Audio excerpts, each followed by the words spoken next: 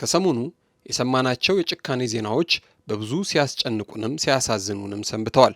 ሰው እንደምን አድርጎ ነው እንዲህ አድርጎ የሚጨክነው የሚል መጠይቅ በየልቦናዎቻችን ውስጥ ትተው ያለፉ ክስተቶችን ማየታችን በብዙ ያሳዘኑን ነገሮች ነበሩ። ወዲህ ተምሬ ስራ ይዤ ተለውጬ ቤተሰቦቼንም ሀገሬንም ቀይሬ ሰው ሆናለሁ ያለች ምስኪን ወጣት ታዳጊ ማንነታቸው ባልታወቁ ሰዎች ክብሯ ተገፎ አካሏ ጎድሎ ነፍሷ ተነጥቆ ከሜዳ ተጥላ ተገኝታለች። ይህ ትልቅ ልብን የሚሰብር ጉዳይ ነበር። ወዲያ ደግሞ ምኑንም ከምንም ያለየ ብዙ ርቀት የመሄድ ተስፋ ያለው ስቆም ተጫውቶም ያልጠገበ ልጅ የአባት ዳለ ልጅ እንዲሉ በቂም በቀል በአደባባይ ተገድሎ ሀገር ምድሩን ሳር ቅጠሉን ሁሉ ሲያስቆጣ ሰንብቷል። ዘንድሮም አምናም ካቻምናም የተፈጸሙ ዘግናኝ ወንጀሎች ሁሉ የተፈጸሙት እዚሁኛው ሀገር ነው።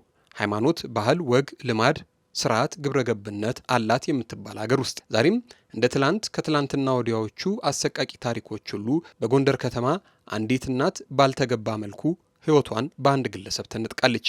እንዲያ ሙስሊም ክርስቲያኑ ተዋዶ ተፋቅዶ ይኖርባታል በምትባለው ልጅ አዋቂ ሁሉ ነጋጠባ ቤተክርስቲያን ተሳላሚ ነው እየተባለ በሚነገርላት በዛች ጥንታዊት ከተማ እናትዋ ጎንደር እያሉ በሚጠሯት ጎንደር ከተማ መካከል የተገኘ አንድ አረም ሰው ይህችን እናት ከልጇ ነጥቆ ሰሚም ተመልካችም በሌለበት እንዳትሆን አድርጎ ሕይወቷን ነጥቋታል። ሰላም ጤና ይስጥልን። የተወደዳችሁና የተከበራችሁ የጊዜ ሚዲያ ቤተሰቦች እንዴት አላችሁ?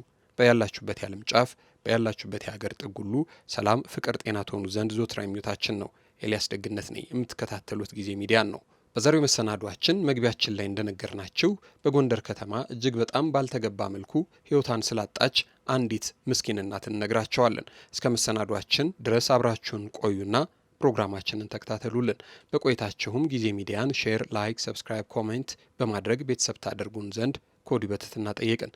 ክበሩልን። እናመሰግናለን። ይህች እዚህ ምስሉ ላይ የምትመለከቷት ግለሰብ እናንዬ ትባላለች።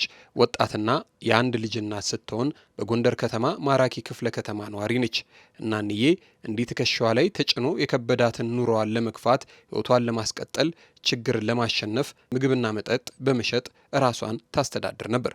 ከወራት በፊት ግን ሰውን ሁሉ ግራ ያጋባ አንድ ክስተት ተከሰተ።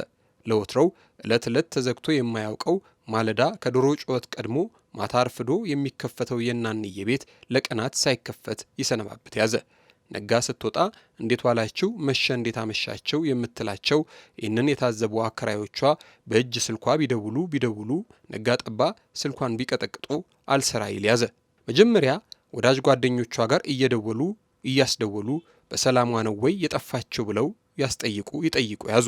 ወዳጆቿም ኧረ እንደውም ቆየን ካየናት እኛም ስትጠፋብን በሰላሟ ነው ወይ ብለን እየተጨነቅን ነው፣ ብንደውል ስልኳ አይሰራም ሲሉ መለሱ። ጎረቤቶቿ አሁንም አላረፉም። ወደ ቤተሰቦቿ ጋር ይደውላሉ። ቤተሰቦቿም ያለችበትን ለማወቅ እንዳልቻሉና ከእነሱም ደብዛዋ እንደጠፋባቸው ይገልጻሉ። በዚህ ሳቢያም ጎረቤቶቿ ቤተሰብ ጭንቅ ውስጥ መግባቱን ይረዱ ያዙ። ምንም እንኳን እናንዬ ከዛሬ ነገ ከሄደችበት ትመጣለች ተብላ ብትጠበቅ እንኳንና መጥታ አለሁ እንዲሆኜ ነው እንዲህ ያለ ቦታ ሄጄ ነው ልትል ቀርቶ ድራሿ ሳይታወቅ ድምጿም ሳይሰማ ቀናትን እየተኩ ሳምንታት እየተቆጠሩ ጊዜው ይነጉድ ያዘ። ቤተሰብ ይጨነቅ ይጠበብ ገባ። እሷም ፍለጋ ይገባበት ይወጣበት ጨነቀው። ነጋ ጠባ ልትገኝ ትችልበታለች በተባለ ቦታ ሁሉ ማፈላለግ ይጀምሩ ያዙ። እናንዬ ግን የለችም። እርሷን የበላ ጅብ አልጮህ አለ።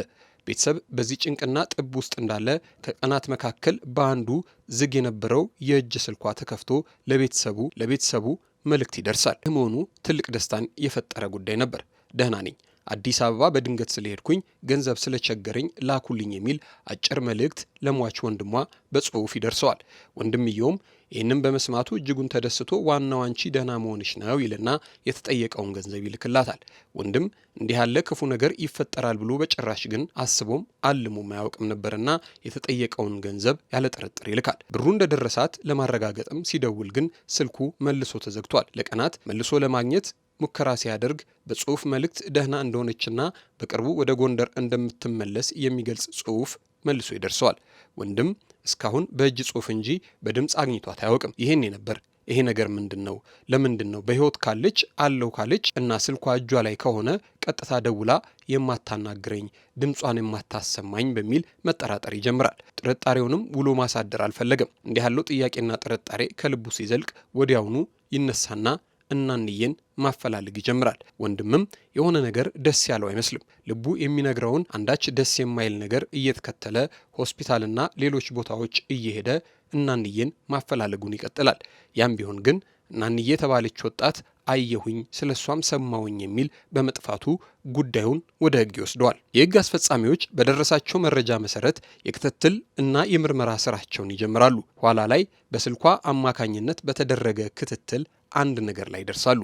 የእናንዬ የእጅ ስልክ እንደተባለው አዲስ አበባ ሳይሆን ጎንደር ከተማ ክልል ውስጥ እንዳለ በጂፒኤስ ይደርሱበታል። ይህንንም ለቤተሰብ ያሳውቃሉ። ፖሊስ ክትትሉን በመቀጠል ዘመኑ ባመጣው ቴክኖሎጂ ታግዞ የስልኩን አድራሻ ፈልጎ ስልኩን የያዘው ሰው ዳናን ተከትሎ የእናንዬ የእጅ ስልክ ቁጥር ያለበት ቦታ ሲደርስ እንደተባለው ስልኩ ያለው ግለሰቧ እጅ ላይ ሳይሆን ስልኩን የያዘው ሌላ ግለሰብ ሆኖ ይገኛል።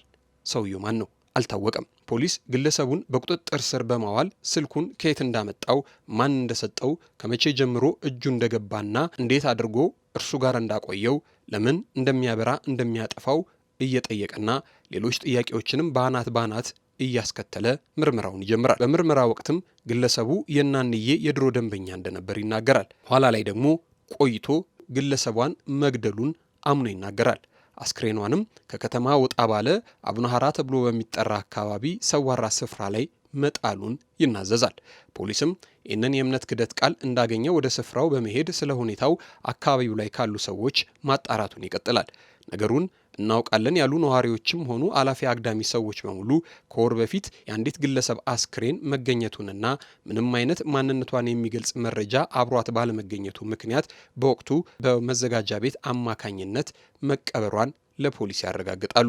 ፖሊስም ጉዳዩን ለእናንዬ ቤተሰቦች በማስረዳት በዚያው መልክ ተገድላ የተገኘችውን የእናንዬን አስክሬን በመዘጋጃ ቤት ቤተሰብ ከሌላቸው መቀበሪያ ቦታ አውጥቶ ወደ ትውልድ ከተማዋ ወደ ደባርቅ መውሰዱንና በአስክሬን ምርመራ ወቅትም እናንዬ በሰው እጅ በአሰቃቂ ሁኔታ መገደሏን ፖሊስ አረጋገጠ። በሕግ ጥላ ስር የዋለው የገዳይ ሁኔታም በፍርድ ቤት ሂደት ላይ እንዳለ ተሰማ። አሁን እዚህ ጋር ቆም ብለን እናስብ። ከዛሬ ነገ እናቴ ትመጣለች ብሎ በልጅ ልቦናው ለሚያስብና እናቱን በናፍቆትና በጉጉት ለሚጠብቀው ልጅ እናቴስ ብሎ ሲጠይቅ ምን ተብሎ ይነገረው ይሆን? እንዲህ ያለው ዘግናኝ ታሪክ ኢትዮጵያ ውስጥ ለምንና እንዴት እንደሆነ አይታወቅም። ዕለት ዕለት እየተሰማ ጆሮአችንም እየለመደው መጥቷል።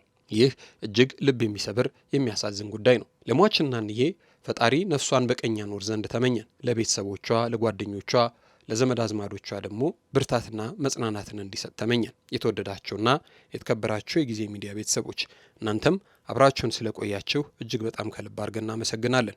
ክበሩልን። ጊዜ ሚዲያን ሼር፣ ላይክ፣ ሰብስክራይብ፣ ኮሜንት በማድረግ ቤተሰብ ታደርጉን ዘንድ በትህትና እንጠይቃለን።